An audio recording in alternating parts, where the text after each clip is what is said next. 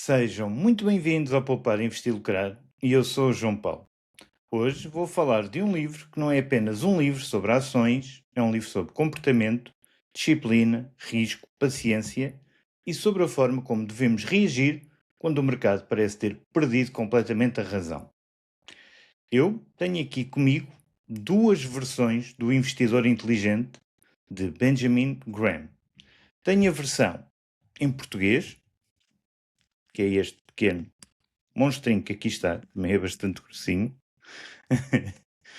E tenho a versão original em inglês, que aliás foi a primeira que eu comprei, até porque gosto sempre de ler na língua original, dentro da possibilidade do autor. Porquê? Porque há expressões e nuances que são muito próprias desse país e que na tradução às vezes se perdem. Também tenho aqui comigo o livro Securities Analysis, que é este monstrinho que aqui está.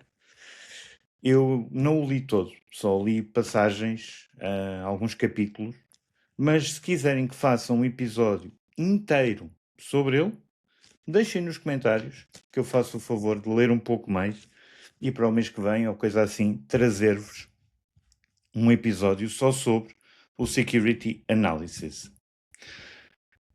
Eu não vou fazer um resumo capítulo a capítulo do livro, até porque ele merece ser lido, sublinhado, interrompido e retomado.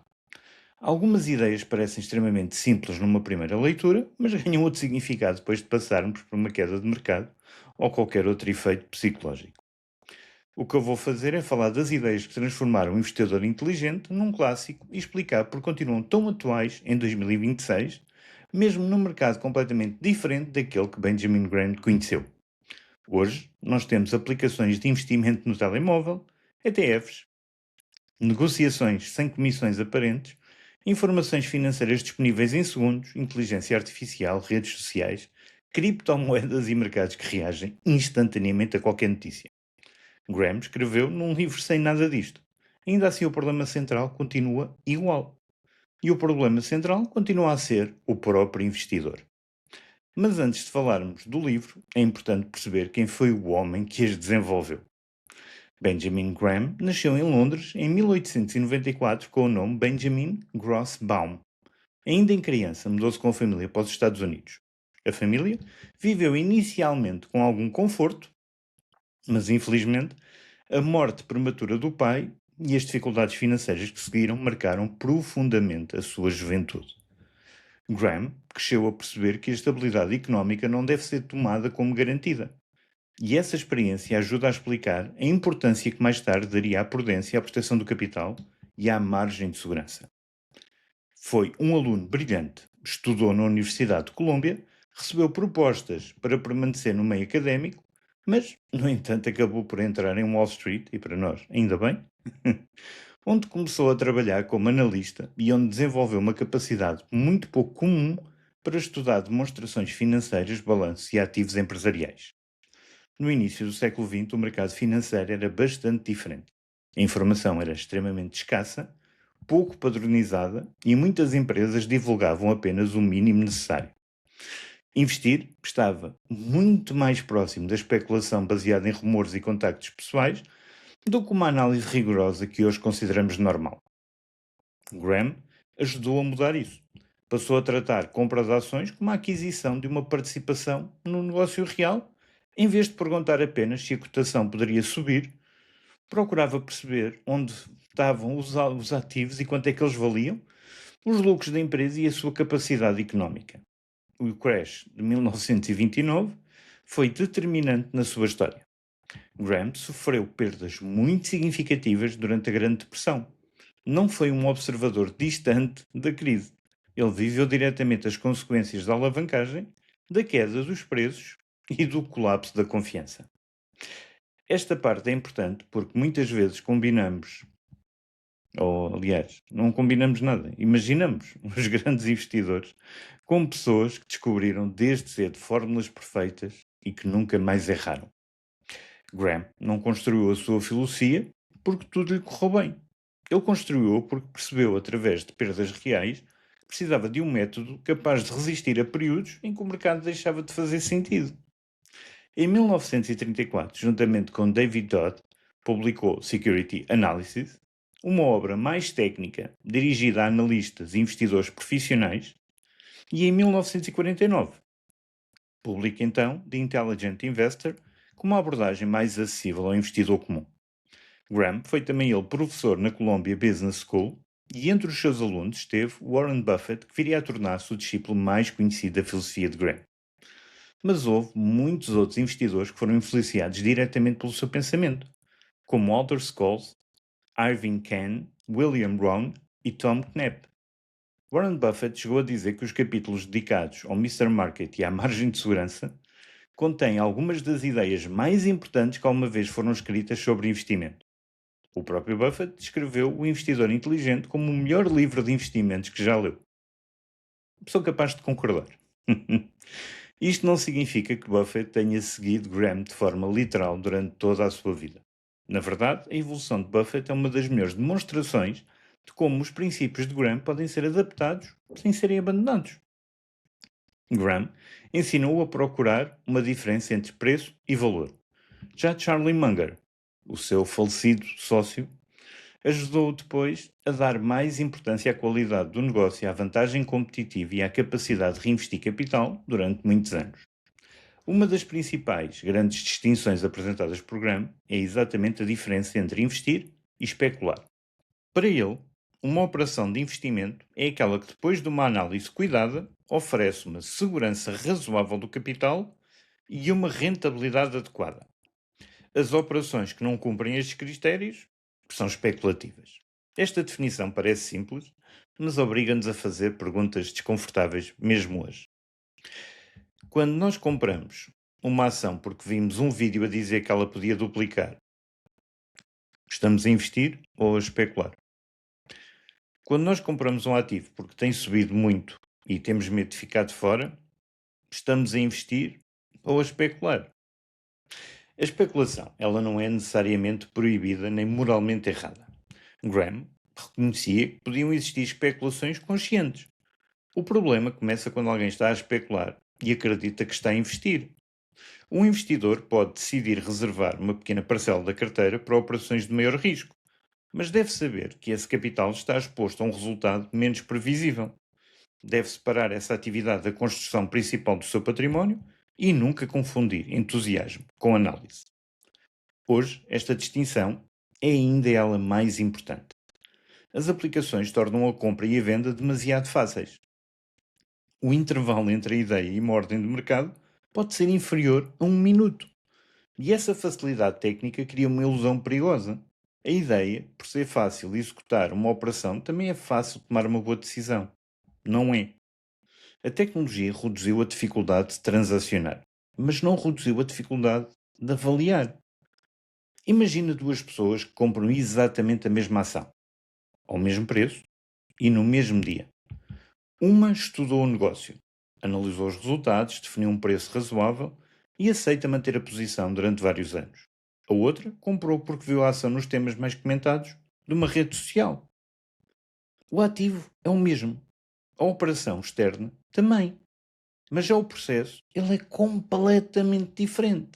Um está a tomar uma decisão fundamentada. A outra está dependente da continuidade daquilo que é o entusiasmo coletivo. Também é possível especular e obter lucro. Também é possível investir de forma racional e sofrer perdas. Uma decisão não deve ser avaliada apenas pelo seu resultado imediato. Uma má decisão pode resultar bem por sorte e uma boa decisão pode resultar mal devido a acontecimentos imprevisíveis. O objetivo do investidor inteligente não é garantir que todas as posições geram lucro. Isso era impossível. O objetivo é criar um processo em que as probabilidades, a disciplina e a sua relação entre risco e potencial retorno estejam do teu lado. Mr. Market, a metáfora mais famosa do livro, é esta e existe um episódio só sobre esta metáfora. Graham pede-nos para imaginar que temos um sócio no negócio. Todos os dias, esse sócio aparece à nossa porta e oferece para comprar a nossa posição ou vender-nos a dele. O problema é que esse sócio, ele é emocionalmente instável. Num dia, ele está eufórico e acredita que o futuro será extraordinário. Nesse dia, pede um preço absurdo pela participação dele e oferece também um preço elevado pela nossa. No dia seguinte, está deprimido e acredita que o negócio está condenado. Nesse momento, aceita vender a participação por um preço muito inferior ao que o negócio provavelmente vale. Mas nós não somos obrigados a aceitar nenhuma das propostas. Podemos simplesmente ignorá-lo. A utilidade do Mister Market está em servir-nos, não em orientar-nos. E esta ideia continua profundamente atual. O mercado apresenta-nos preços todos os dias, mas não nos obriga a agir todos os dias. Uma cotação é uma proposta, não é uma ordem. Hoje, Mister Market não aparece só na bolsa. Ele aparece nas notificações da corretora, nos vídeos com títulos alarmistas, nos comentários das redes sociais, nos fóruns de investidores e nos canais que anunciam diariamente a próxima grande oportunidade ou a próxima grande crise. Quando uma empresa apresenta resultados ligeiramente inferiores às expectativas e cai 15% numa sessão, Mister Market pode estar deprimido. Mas a queda por si só não significa que exista uma oportunidade. É necessário perceber se o problema é temporário ou estrutural. Da mesma forma, quando uma empresa sobe 100% devido ao entusiasmo com uma tecnologia, não significa logo que esteja sobreavaliada. Pode existir crescimento real. A questão é saber quanto desse crescimento já está incorporado no preço. Nós podemos olhar para episódios como a bolha tecnológica do final dos anos 90. Muitas empresas associadas à internet foram negociadas e avaliadas e tinham avaliações que pressupunham o crescimento quase ilimitado das mesmas. A internet estava nessa altura de facto a transformar o mundo. O tema estava certo, mas muitas das avaliações é que estavam erradas. Podemos também olhar para as chamadas meme stocks. Empresas como a GameStop tiveram movimentos extremos devido a uma combinação de posições curtas, coordenação de investidores particulares, redes sociais e especulação. O preço deixou temporariamente representar uma estimativa razoável do valor económico do negócio. Também podemos observar períodos de pânico, como março de 2020. A pandemia provocou uma queda violenta nos mercados. Algumas empresas ficaram efetivamente perante riscos, até da sua existência. Outras mantinham balanços sólidos e modelos de negócio resistentes, mas foram vendidas indiscriminadamente juntamente com todo o mercado. E é neste momento que a metáfora de Graham ganha força. O investidor não deve assumir que o mercado está sempre errado. Deve também evitar assumir que está sempre certo. A função da análise é permitir distinguir uma oportunidade de uma análise. Mister Market, ele não é o nosso inimigo. É uma fonte de preços. Em muitos dias, esses preços serão razoáveis. Noutros serão influenciados por excessos de otimismo ou pessimismo. A nossa vantagem não está em prever todas as oscilações. Está em não sermos obrigados a participar neles. Outra distinção essencial é entre preço e valor. O preço, ele é observável. Está no ecrã e muda constantemente. Já o valor é uma estimativa. Ele depende da capacidade futura do negócio para gerar dinheiro, da qualidade dos ativos, da dívida, de posição competitiva, da gestão e dos próprios riscos. Duas pessoas podem concordar sobre preço e discordar sobre o valor. É precisamente essa diferença de opinião que permite a existência das transações. Quando Graham começou a investir, a sua abordagem estava muitas vezes centrada em ativos tangíveis. Ele procurava empresas cujo valor dos ativos líquidos, por vezes descontados de forma conservadora, fosse superior à capitalização bolsista. Muitas dessas empresas eram aquilo que mais tarde chamou cigar butts, ou beatas de charuto. Negócios fracos, com poucas perspectivas, mas suficientemente baratos para ainda oferecerem uma última oportunidade de retorno. A lógica era semelhante a encontrar uma beata no chão que ainda permitisse uma última bafada, se assim se pode dizer, gratuita. Não é um negócio extraordinário. É apenas um ativo comprado tão barato que uma recuperação modesta pode mesmo gerar retornos. Warren Buffett utilizou esta abordagem nos primeiros anos. Comprou empresas muito baratas, por vezes com ativos significativos, mas com negócios medíocres. A própria Berkshire Hathaway Era inicialmente uma empresa têxtil que estava completamente em declínio. Com o tempo, Buffett reconheceu que comprar constantemente negócios fracos exige encontrar novas oportunidades e vender assim que o valor escondido fosse reconhecido. Charlie Munger incentiva-o a procurar empresas melhores, capazes de aumentar valor e o seu valor intrínseco durante muitos anos. E assim surge uma evolução importante do investimento em valor. Em valor não significa apenas baixo preço por valor contabilístico ou cotação abaixo do valor dos ativos. Uma empresa de elevada qualidade pode ser um investimento de valor, mesmo com múltiplos superiores à média, desde que o preço seja inferior a uma estimativa razoável dos seus fluxos de caixa que poderá gerar.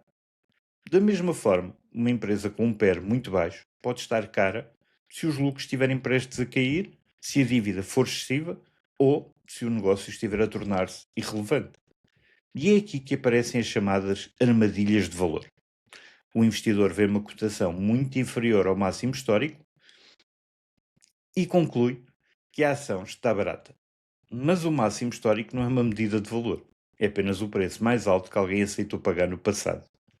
Uma empresa que caiu de 100 para 30 não está necessariamente barata, ela pode valer 10. E uma empresa que subiu de 30 para 100 não está necessariamente cara, ela pode ter transformado o seu negócio e valer agora 120. A análise deve começar no negócio, não no gráfico. E a margem de segurança é, muito provavelmente, o conceito mais importante associado a Graham. Nenhuma avaliação é exata, mesmo utilizando modelos detalhados. Estamos sempre a trabalhar com estimativas sobre crescimento, margens, custos, taxas de desconto e resultados futuros. Por isso, não basta calcular que uma empresa vale 100 e comprá-la a 98. A diferença é demasiado pequena para proteger o investidor de erros no cálculo ou de acontecimentos inesperados. A margem de segurança representa o desconto entre o preço pago e uma estimativa conservadora de valor intrínseco. Se nós estimarmos que uma empresa vale entre 90 e 110, não devemos comportar-nos como se valesse exatamente 100. O intervalo já demonstra incerteza. Comprar a 70 ou 75 cria uma proteção maior do que comprar a 95. Mas atenção, que a margem não elimina o risco. Ele cria espaço para estarmos errados. E este princípio pode ser aplicado em muito mais do que as ações. Quando tu compras uma casa no limite absoluto da tua capacidade financeira, tu não tens margem de segurança. Qualquer aumento de custos, qualquer redução de rendimento ou uma despesa inesperada pode criar dificuldades. Pois quando uma empresa assume dívida baseada no cenário mais otimista das vendas, não tem margem de segurança. A margem de segurança é uma filosofia de decisão. Significa aceitar que o futuro é incerto e que uma boa estrutura deve ser capaz de suportar resultados menos favoráveis do que aqueles que são esperados. No investimento, esta margem pode resultar de diferentes fatores. Pode ser um preço baixo, face aos ativos, pode ser uma empresa sem dívida e com muito dinheiro em caixa, pode ser um negócio com receitas recorrentes e elevada capacidade de ajustar preços. Pode ser uma combinação entre qualidade e avaliação. E também não existe uma percentagem universal. Não podemos dizer que todas as empresas devem ser compradas com um desconto de 30%. Um negócio previsível pode justificar uma margem diferente de uma empresa cíclica, endividada ou dependente de um único produto. Quanto maior for a incerteza, maior deveria ser a margem exigida. E Graham, ele define dois grandes perfis: o investidor defensivo e o investidor empreendedor, por vezes também designado por investidor ativo. A diferença não está apenas na tolerância ao risco, está sobretudo no tempo, esforço, conhecimento e disciplina de cada pessoa tem ou está preparada também para dedicar aos investimentos. O investidor defensivo, ele procura simplicidade, diversificação e uma estratégia que não exige análise constante. Não quer transformar o investimento numa segunda profissão, prefere um processo estável com poucas decisões e menor probabilidade de erros graves. Em 2026, esta abordagem pode ser concretizada através de ETFs diversificados, reforços regulares, custos baixos e uma distribuição de ativos adequada ao horizonte e à tolerância ao risco. Graham Ele não conheceu os ETFs tal como eles existem hoje. Mas os princípios de investimento defensivo encaixam muito bem neste produto. Um investidor pode obter exposição a centenas de milhares de empresas sem precisar de escolher ações individualmente. O investidor empreendedor, por outro lado, procura oportunidades através de análises mais aprofundadas. Dedica tempo a estudar empresas, relatórios, setores, avaliação e riscos. Ele está disposto a esperar por decisões específicas e afastar-se do domínio dominante. Mas este perfil exige muito mais do que estar de abrir a aplicação da corretora. O investidor empreendedor precisa de método, tempo, capacidade emocional e humildade para reconhecer quando não compreende o negócio. Muitas pessoas escolhem ações individuais porque acreditam que isso é mais sofisticado. Mas possuir mais complexidade não significa possuir mais conhecimento. Uma pessoa pode ter uma carteira com 20 ações individuais e não compreender nenhuma delas. Outra, aliás, pode ter um único ETF global e compreender perfeitamente a sua função que esse produto desempenha no seu plano financeiro. Graham não dizia que todos deveriam tornar-se analistas. Pelo contrário, ele reconhecia que uma estratégia defensiva bem executada era mais adequada para a grande parte das pessoas. E esta distinção continua extremamente útil, pois antes de escolhermos produtos, devemos escolher o nível de envolvimento que conseguimos manter durante anos. Não adianta construir uma estratégia que exige 5 horas semanais de análise se ao fim de 3 meses não temos essa disponibilidade ou interesse para continuar. Mas diz-me, tenho curiosidade de saber, tu és um investidor defensivo ou um investidor empreendedor? Eu, pessoalmente, considero-me um empreendedor, até por aquilo que já sabes, não vale a pena aqui dizer. Mas diz-me nos comentários, só defensivo, empreendedor, ou defensivo com vontade de ser empreendedor? Tenho curiosidade de saber. Digam-me nos comentários. Graham também defendia a diversificação, porque sabia que mesmo uma análise rigorosa pode falhar. Uma empresa pode parecer sólida e ser afetada por fraudes, alterações regulatórias, disrupções tecnológicas, má gestão ou acontecimentos extremos impossíveis de prever. A diversificação reconhece os limites do nosso próprio conhecimento. Não significa comprar tudo indiscriminadamente. Significa evitar que um único erro destrua uma parte demasiado grande do património. No entanto, também é necessário distinguir diversificação de dispersão. Comprar vários ETFs que possuem as mesmas grandes empresas norte-americanas pode criar uma sensação de diversificação sem alterar verdadeiramente a exposição. Ter um ETF do S&P 500, um ETF do Nasdaq, um ETF tecnológico e várias ações das grandes empresas tecnológicas podem resultar numa carteira muito mais concentrada do que parece. A diversificação deve ser analisada pelo que está dentro dos produtos, não apenas pelo número de linhas da aplicação. Também não existe um número perfeito de ações para todos. Uma carteira demasiado concentrada pode registar perdas muito severas. Uma carteira com centenas de posições individuais pode tornar-se impossível de acompanhar e aproximar-se de um índice, mas com muito mais trabalho e custos. Para um investidor defensivo, os ETFs resolvem grande parte deste problema. Para um investidor ativo, a diversificação não deve ser suficiente para sobreviver. Aliás, deve ser suficiente para sobreviver a erros, mas não tão excessiva que cada posição deixe de ter impacto e a análise deixe de ser realista. Uma das razões pelas quais este livro continua extremamente atual é a atenção dada ao comportamento. Graham, ele percebeu que o resultado do investidor não depende apenas dos ativos escolhidos, depende da forma como reages às oscilações, à incerteza e à pressão social. Um ativo, ele pode ser adequado para alguém e completamente inadequado para outra pessoa, mesmo que ambos tenham o mesmo horizonte. Se uma pessoa não consegue tolerar uma queda de 30% e vende em pânico, uma carteira agressiva pode produzir um resultado pior que uma carteira teoricamente menos rentável, mas, no entanto, emocionalmente sustentável. Hoje, nós somos expostos a muito mais estímulos do que os investidores na época de Graham. Recebemos notificações, comentários, previsões, notícias e opiniões durante todo o dia. Esta abundância de informação pode criar uma sensação que precisamos de agir permanentemente. Mas grande parte das notícias não altera o valor do longo prazo dos negócios. Uma alteração diária na cotação não exige uma alteração diária na carteira. Assim como o excesso de acompanhamento também aumenta a possibilidade de observarmos perdas. Um mercado que cresce ao longo de décadas pode apresentar muitas sessões, semanas e mesmo meses negativos. Quanto mais frequentemente olhamos, mais frequentemente sentimos que algo está a correr mal. E é aqui que o comportamento pode destruir uma boa estratégia. O investidor compra depois de fortes subidas, porque se sente seguro, e vende depois de grandes quedas, porque sente medo. Acaba por pagar caro pela tranquilidade e vender barato para aliviar a ansiedade. A disciplina não significa nunca vender. Significa vender porque a tese mudou, porque o valor deixou de justificar o preço, porque o risco aumentou ou porque a posição deixou de se enquadrar na carteira. Não significa vender apenas porque a cotação ficou vermelha. Da mesma forma, disciplina não significa manter internamente uma empresa em deterioração. O longo prazo não transforma automaticamente um mau negócio num bom investimento.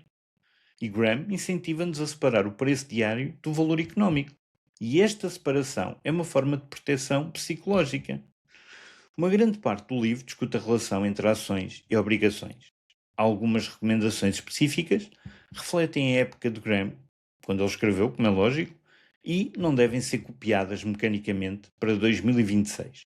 Ainda assim, o princípio permanece válido. A composição da carteira deve equilibrar crescimento, estabilidade, necessidade de liquidez e tolerância ao risco. As ações representam participações em negócio e oferecem potencial de crescimento, mas também maior volatilidade. As obrigações representam dívida e podem oferecer fluxos mais previsíveis, embora sejam sujeitas a riscos de crédito, taxas de juros, inflação e liquidez. Graham, ele defendia que o investidor não deve ajustar a carteira apenas com base em previsões. Deveria manter uma estrutura suficientemente equilibrada para sobreviver a diferentes ambientes. Hoje, nós podemos adaptar esta ideia utilizando ações globais, obrigações de elevada qualidade, produtos de poupança e liquidez. A proporção adequada depende da situação individual de cada um. Uma pessoa jovem com rendimentos estáveis e um horizonte longo e um fundo de emergência robusto pode tolerar uma percentagem maior em ações. Já uma pessoa próxima da idade da reforma, quando vai utilizar o capital ou dependente de rendimentos da carteira, poderá precisar de uma maior estabilidade. O princípio não é encontrar uma fórmula universal, é evitar que a carteira dependa do único cenário económico. Aplicar Graham em 2026 não significa procurar empresas exatamente como ele procurava em 1949. A economia mudou. Uma parte enorme do valor das empresas está hoje em ativos intangíveis. Softwares, propriedades intelectuais, dados, marcas, redes e relações com clientes. O valor contabilístico tradicional pode ser menos informativo em empresas tecnológicas ou de serviços do que numa indústria pesada, num banco ou numa seguradora. Também existem negócios com poucos ativos físicos, mas com enormes capacidades de gerar caixa. Ignorar estas empresas apenas porque não negociam abaixo do valor contabilístico seria uma interpretação demasiado rígida de Graham. O que deve permanecer são todos estes filtros quantitativos originais. Eles são os princípios. Analisar antes de comprar, distinguir valor de preço, exigir margem de segurança, reconhecer a incerteza, também evitar decisões emocionais, adequar a estratégia ao próprio perfil. Em 2026 podemos utilizar modelos de fluxo de caixa descontados, análise de vantagens competitivas, retorno sobre capital, fluxos de caixa livre, dívida líquida, margens e qualidade de gestão. Mas nenhuma métrica isolada substitui o pensamento. Um PER baixo pode esconder declínio, já um crescimento elevado pode exigir demasiado capital. Uma dívida aparentemente controlada pode tornar-se perigosa se os juros subirem ou os resultados caírem. O investimento em valor moderno não é uma caça ao rácio baixo. É uma tentativa de comprar capacidade económica futura por um preço que ofereça retorno adequado e a proteção contra erros. Como já disse, este é um dos melhores livros que eu já li sobre investimento, não porque me tenha dado uma lista de empresas para comprar, mas Honestamente, porque me obrigou a pensar de forma diferente. Depois de o ler, admito que fiquei com um processo mais racional para decidir quando não comprar. Nos mercados, evitar maus negócios e avaliações absurdas pode ser mais valioso do que encontrar opções extraordinárias. Continuo a utilizar a ideia de margem de segurança. Continuo a analisar uma empresa. Não quero apenas chegar a um valor. Quero perceber que hipóteses sustentam esse valor e o que é que pode acontecer se estiver errado. Também tirei do livro a distinção entre ser proprietário do negócio e ser apenas um observador de uma cotação. Quando compro uma ação, eu quero perceber como é que a empresa ganha dinheiro, onde pode crescer, quais são os riscos e porque poderá valer mais no futuro. Eu não sigo Graham de uma forma literal, muito longe disso. Eu utilizo ETFs, analiso negócios com ativos intangíveis, utilizo modelos de DCF e dou uma grande importância à qualidade, à vantagem competitiva, à capacidade de reinvestimento influenciado por Warren Buffett e Charles Munger. Este livro também me recorda que não existe vergonha nenhuma de ser um investidor defensivo. Nem todas as pessoas têm de perceber as ações individuais, nem todos precisam de vencer um índice. Uma estratégia simples, diversificada, barata e mantida durante muitos anos pode ser uma excelente decisão. Por outro lado, quem escolher ações deve aceitar a responsabilidade adicional. Não basta comprar nomes conhecidos. Não basta ter empresas que se goste quando é consumidor. Honestamente, uma boa empresa pode ser um mau investimento se o preço incorporar expectativas impossíveis. Também é importante não transformar o investimento inteligente numa obra sagrada. O investidor inteligente. Ele foi escrito noutro contexto. Algumas referências, exemplos e critérios quantitativos, eles envelheceram. A leitura, admito, também pode ser densa, especialmente para quem está a começar agora, há ali muita coisa que pode estranhar. Existem capítulos que exigem paciência e que podem parecer afastados da realidade atual, mas isso também não reduz o valor do livro, ok? Apenas significa que deve ser lido como uma obra de princípios, não como um manual operacional. Também não deves concluir que todas as empresas de crescimento são incompatíveis com investimento em valor. Crescimento faz parte do valor. A questão é, quando pagas por ele, qual é que é a probabilidade desse crescimento acontecer? Da mesma forma, não deves assumir que uma empresa que distribui dividendos é automaticamente mais segura. O dividendo pode ser insustentável e aquilo que nos interessa é a capacidade económica do negócio, não apenas um pagamento atual. A grande mensagem do investidor inteligente não é devemos ser mais espertos do que os outros. É praticamente o contrário. Devemos reconhecer os nossos limites, evitar previsões excessivamente confiantes e construir uma estratégia capaz de sobreviver aos nossos erros. Ser inteligente no investimento não é prever a próxima crise, identificar a melhor ação ou comprar no ponto mais baixo. É não destruir a carteira quando a crise chega. É saber esperar quando não existem oportunidades. E há livros que terminam na última página. Este continua sempre que recusarmos comprar por impulso, sempre que analisarmos uma empresa como um negócio e sempre que mantivermos a disciplina quando o mercado oscila entre entusiasmo e medo. Como eu te disse, eu tenho as duas versões, a portuguesa e a inglesa, e considero que este é um dos livros que vale a pena regressar sempre. Provavelmente não vais retirar as mesmas ideias na primeira e na segunda leitura. A experiência de mercado altera a forma como nós interpretamos Graham. Quem ainda não passou por uma queda significativa pode ler a parte da psicologia como uma teoria interessante, mas quem já viu uma posição a cair 30% vai percebê-la de outra forma. Se tu tiveres interesse em ler O Investidor Inteligente, eu vou deixar o link na descrição. Ao comprares através desse link, não pagas mais por isso e estás também a dar uma pequena ajuda ao projeto, permitindo-me comprar mais livros, estudá-los e a continuar a trazer mais episódios deste género. Mas não compres apenas o livro para o colocar na estante. Leia-o devagar, questiona-o e adapta-o. E, sobretudo, tenta aplicar os princípios quando o mercado torna isso emocionalmente difícil. Porque é precisamente nesses momentos que deixamos de ser apenas leitores de Graham e começamos verdadeiramente a compreender o que ele queria ensinar. Obrigado por ficares desse lado até ao final e até o próximo episódio.